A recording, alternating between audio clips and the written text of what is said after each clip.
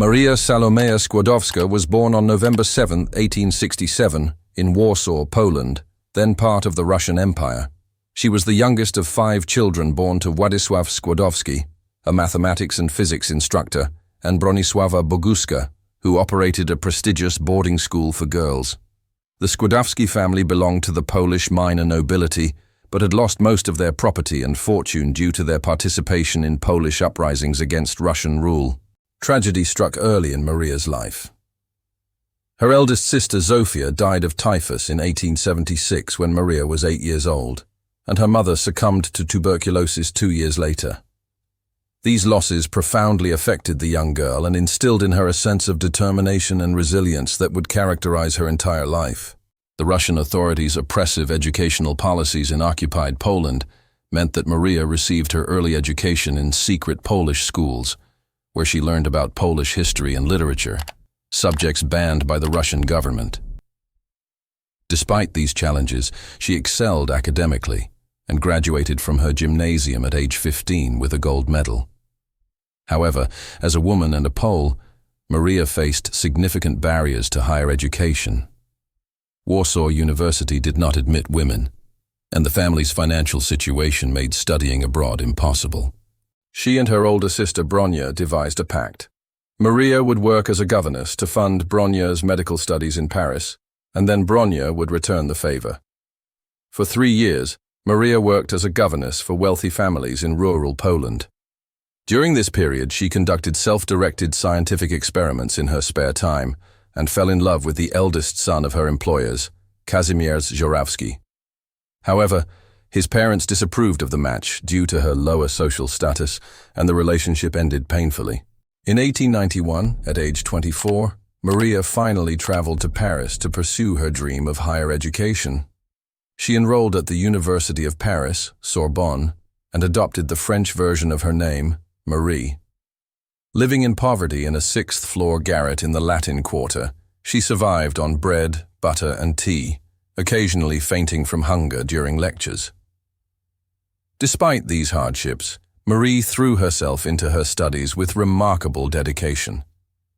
She earned her degree in physics in 1893, ranking first in her class, and completed a second degree in mathematics in 1894, finishing second. Her exceptional academic performance earned her recognition from professors and peers alike. It was during this period that Marie met Pierre Curie, a 35-year-old physicist and laboratory instructor. Pierre was already an accomplished scientist, known for his work on crystallography and magnetism, including the discovery of piezoelectricity with his brother Jacques. Their first meeting in 1894 was arranged by a Polish physicist who thought Pierre might have laboratory space for Marie's research on the magnetic properties of steel. Marie and Pierre discovered they shared not only scientific interests, but also a deep philosophical compatibility. They married on July 26, 1895, in a simple ceremony. Marie wore a dark blue dress, practical for laboratory work, that would serve her for many years as a lab outfit. The couple's partnership extended far beyond marriage into a remarkable scientific collaboration. They worked together in Pierre's converted shed laboratory, pursuing research that would revolutionize physics and chemistry. Their first daughter, Irene, was born in 1897, and despite the demands of motherhood, Marie continued her research. In 1896, Henri Becquerel discovered that uranium emitted mysterious rays, a phenomenon Marie decided to investigate for her doctoral thesis. Using an electrometer invented by Pierre and Jacques Curie, she made a crucial discovery. The intensity of radiation was proportional to the quantity of uranium present, regardless of its chemical form. This suggested that radiation was an atomic property, not a molecular one. Marie coined the term radioactivity to describe this phenomenon. She then tested other elements and discovered that thorium was also radioactive. More significantly, she found that pitchblende, a uranium ore, was more radioactive than pure uranium, suggesting the presence of unknown radioactive elements. Convinced that pitchblende contained undiscovered radioactive elements, Marie and Pierre began the arduous process of isolating them. In their freezing, leaking shed laboratory, they processed tons of pitchblende residue stirring huge vats of boiling ore with iron rods nearly as tall as themselves.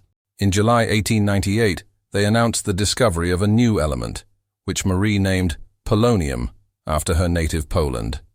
In December of the same year, they announced the discovery of a second element, radium, named for its intense radioactivity. However, the scientific community demanded proof. They needed to isolate pure samples and determine the atomic weights. The work was backbreaking and dangerous, though they didn't fully understand the health risks at the time. Marie later wrote about the magical beauty of their glowing test tubes and the radium's ethereal blue-green light. After 4 years of processing literally tons of pitchblende, Marie succeeded in isolating 1/10 of a gram of pure radium chloride and determined radium's atomic weight. In 1903, Marie became the first woman to receive a Nobel Prize when she, Pierre, and Henri Becquerel shared the Nobel Prize in Physics for their work on radioactivity. Initially, the Nobel Committee had planned to honor only Pierre and Becquerel, but Pierre insisted that Marie's contributions be recognized. Marie completed her doctoral dissertation, Research on Radioactive Substances, in 1903, becoming the first woman to earn a doctorate in physics in France. The same year, the Royal Institution in London invited Pierre to give a lecture on radium, where he demonstrated some of radium's properties, including its ability to burn skin, using his own arm as an example. The Curie's fame brought both opportunities and challenges. Scientists and the public were fascinated by radium's properties, but the constant attention interfered with their research. Pierre, in particular, struggled with the publicity and the physical effects of radiation exposure, including severe pain in his hands and back. Tragedy struck on April 19, 1906, when Pierre was killed in a street accident in Paris, his head crushed by a horse-drawn wagon wheel as he crossed a busy street in the rain. Marie was devastated by the loss of her husband, scientific partner, and closest friend. She wrote in her diary, "I want to tell you that I no longer love the sun or the flowers. The sight of them makes me suffer." Despite her grief, Marie was determined to continue their work. The University of Paris offered her Pierre's chair, making her the first woman professor in the university's 650-year history. Her first lecture, delivered to a packed amphitheater, began exactly where Pierre's last lecture had ended. Marie threw herself into research and teaching, working to establish the International Bureau of Weights and Measures radium standard. In 1910, she succeeded in isolating pure metallic radium and defined the international standard for radioactive emissions. Her second daughter, Eve, was born in 1904, and Marie raised both daughters while maintaining her demanding research schedule. In 1911, Marie received her second Nobel Prize, this time in chemistry, for the discovery of radium and polonium. She remains the only person to have won Nobel Prizes in 2 different sciences. However, the awards ceremony was overshadowed by a scandal. Marie's affair with physicist Paul Langevin, a married man and former student of Pierre's, became public knowledge. The French press attacked her viciously, combining xenophobia, misogyny, and anti-Semitism in their criticism. When World War I began, Marie recognized that X-ray equipment could save lives by helping battlefield surgeons locate bullets and shrapnel. She developed mobile X-ray units, nicknamed Petites Curies, and drove them to the front lines herself. She also established France's first military radiology service and trained women to operate X-ray equipment. Marie and her teenage daughter, Irene, worked tirelessly throughout the war, setting up X-ray installations in hospitals and casualty clearing stations. Their efforts helped save countless lives, though Marie's contributions were often overlooked by military authorities uncomfortable with women in such roles. After the war, Marie became an international icon of science. She traveled extensively, raising funds for research and promoting international scientific cooperation. Her trip to the United States in 1921, organized by American women to raise money for radium research, was a tremendous success. American women raised funds to purchase a gram of radium for her laboratory, worth $100,000 at the time. Marie established the Radium Institute, now the Curie Institute, in Paris, which became a leading cancer research center. She served as its director, and continued her research on the medical applications of radioactivity. Throughout the 1920s and early 1930s, she traveled the world, lecturing and promoting scientific education, particularly for women. Marie was also active in the League of Nations International Committee on Intellectual Cooperation, working alongside Einstein and other prominent scientists to promote international scientific collaboration and peace. Both of Marie's daughters achieved remarkable success. Irene followed in her mother's footsteps, becoming a physicist and chemist. In 1935, Irene and her husband Frédéric Joliot-Curie won the Nobel Prize in Chemistry for their discovery of artificial radioactivity. Eve became a successful writer and musician, later writing her mother's biography. Marie's health gradually deteriorated due to decades of radiation exposure. She suffered from cataracts, kidney problems, and severe anemia. The medical community was only beginning to understand the dangers of radiation, and safety precautions in early research were virtually non-existent. Marie Curie died on July 4, 1934, at age 66, in a sanatorium in the French Alps.